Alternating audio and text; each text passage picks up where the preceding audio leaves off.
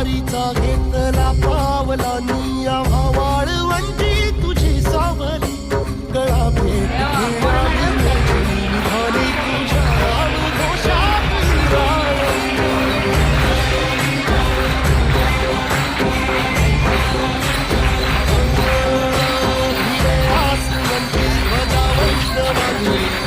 पंढरी आज नादावली तुझे नाव तुझे रूप ध्यानी जीवाला तुझी आस लागली जरी बाप साऱ्या जगाचा परी तू आम्हाला करांची